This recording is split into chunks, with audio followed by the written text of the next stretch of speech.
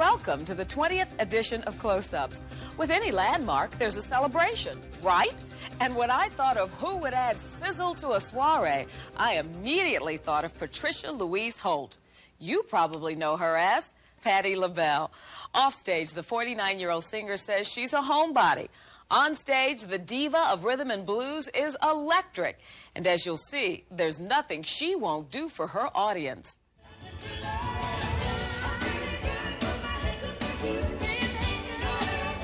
When I get on stage, something happens and this wild woman comes out and I can't control her.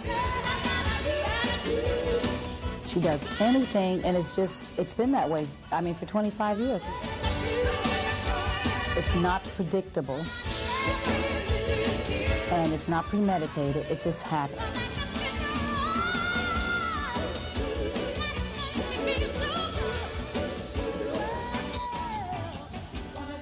I've seen you take off your eyelashes and give them to people. I've seen you kick off your shoes. I've seen you ask somebody to hold your fur. Perfect stranger from the audience. I have seen you roll on the floor in the most gorgeous gowns.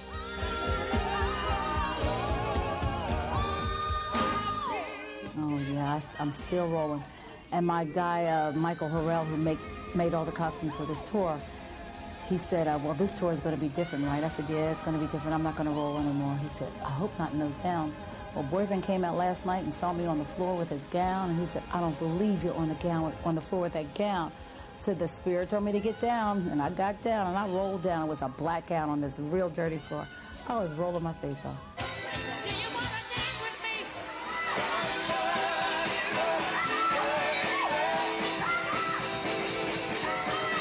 And at the New Orleans Jazz and Heritage Festival last month, she performed another signature bit, duets with lucky members of the audience.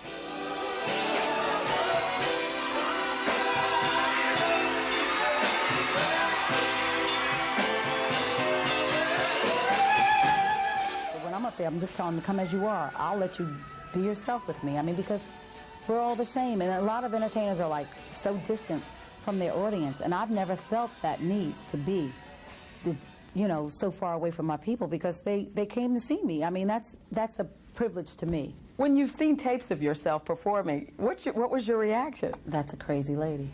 I mean, sometimes embarrassing. Because I said, did I do that? And I did it. I mean, but when I'm up there, I don't care. I really don't care. I don't care how ugly I get. I don't care how wrong I get. I don't care how wet I get. I don't care. I'm just there for them. And they take me the way I am, I hope, because when I come out, I always tell them to remember me as a good thing, because when I came out, I was a fox.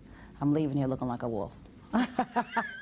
And if you've caught her on tour recently, you've noticed a sleek fox. In the past 7 months, she's dropped almost 40 pounds. How'd you do it?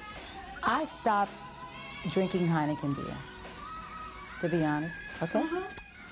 Or maybe I'll just say I stopped drinking beer. After each show, I would have a cold beer.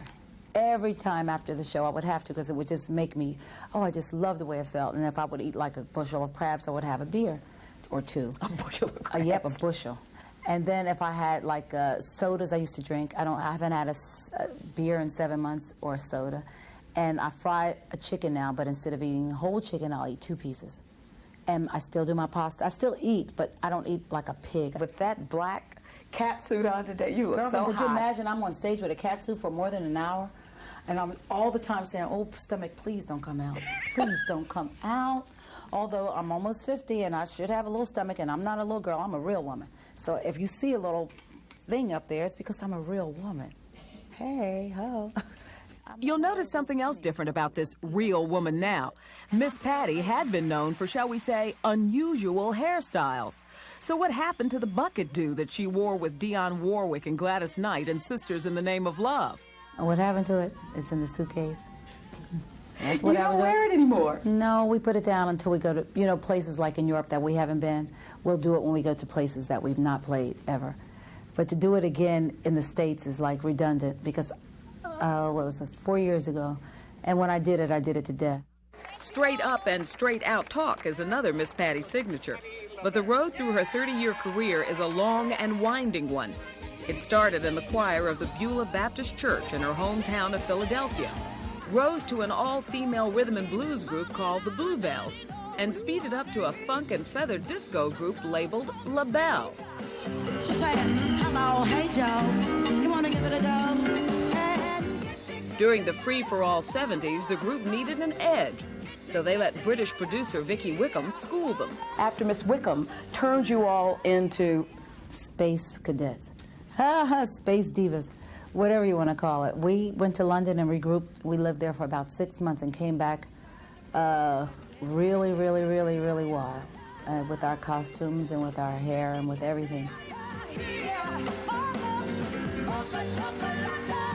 We did that because we needed a gimmick to have people listen to us, because people really weren't going to listen to 3 black women unless we looked crazy. So we had to look a little weird to get their attention, and once they looked, they listened. Artistic differences caused a breakup in 1976, but during a live performance recently, Sarah Dash, Nona Hendrix, and Patti LaBelle were reunited once more.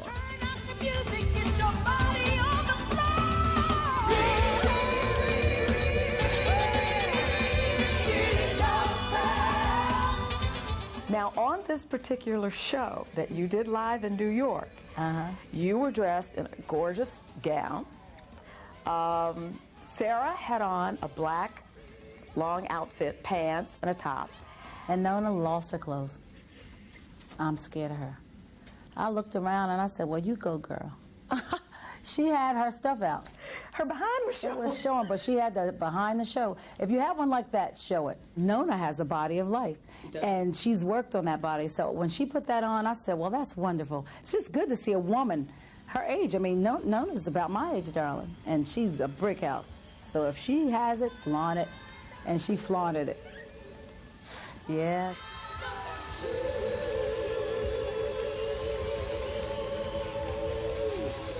When the group split, Patti wanted to sing more ballads, and fans were drawn to the velvet sound her normally raw and throaty voice produced.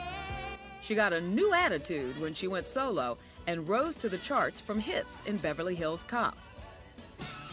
But she never lost her flair for the dramatic, and that electric presence attracted the attention of film, stage, and television producers.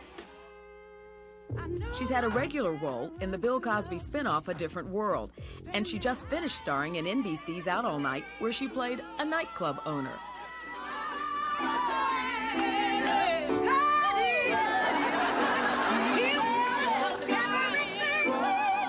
It's hard to believe that the woman who has been nominated for television Emmys 3 times is a Grammy winner and a regular sellout on the concert tour used to be afraid of people. When you were growing up, and I heard you say this on the Arsenio Hall show, that you were tied to your mama's apron strings, and that she would have to pay you $0.25 to go outside? Across the street in the park and play with the kids, because I stayed at home constantly under her apron, and that's when I learned how to cook, because I stayed at home. I mean, I didn't go out. I was afraid of people. So I had little animals, butterflies, cats, and a dog, and those were my friends. I was a little weird. Did you perform for them? Of course I did. They were my audience. They gave me the bark of approval. The dog did anyway. Your dad was from Albany, Georgia. When you spent time down there, what are the memories you have of Albany? We would have grits in the morning. Then for dinner, we would have to chase those darn chickens around the house while somebody cut the head off, and we would watch, ugh. And I remember the outhouses. Now, excuse my French, but I stayed constipated. I was not going there, okay? Because I thought a monster would jump up and get me, so I just said, I'm not going. And everybody would try and take me. We're going to all be out here with your sugar. I said, no, it's not that many people in the world. I am not going. So, or maybe find a bucket or something and take it inside. I'm sorry, but this is real. The outhouses scared me. It was like, don't you remember? And like bugs or something might be. I said, look, who's down there? It could be people. So I remember eating that chicken and staying constipated, okay? I wasn't going. Marriage also scared her. She and Armstead Edwards have been together 23 years. But getting to the altar with the former high school vice principal took a long time. I read, much to my surprise, that Armstead Edwards, who you've known almost all of your life, had to propose to you three times he had to propose. Yes, but the 4th time I proposed to him. After I turned him down for 3, I realized he was the best man I think I could have. So I went back and asked him to marry me. And he gave me a hard way to go. He made me beg. So I begged, And he said, I do. Together, they have one child of their own. They adopted 2 of her sister's children and 2 others who lived in their Philadelphia neighborhood. Well, the mother died, and it was 5 boys, and 2 would always come to the house. And at the time that it happened, we just said, well, go get your bags and move in, because they were there anyway, and it was easy for us. I had enough food, and we had space. Even if they had to sleep on the floor, we had space. So why not? They were nice, and they weren't looking for Patti LaBelle. They were just looking for love.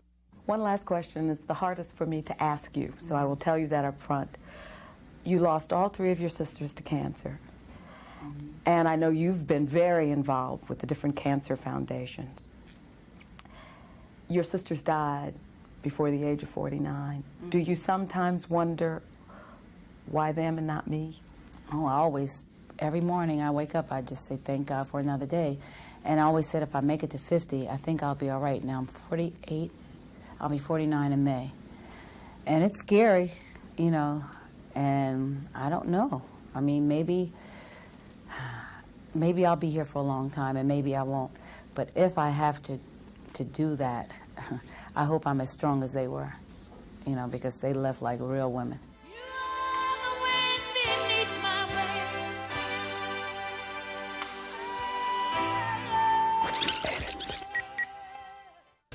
Patti is also a great cook. She says she never travels without her bag of spices. The hotter, the better.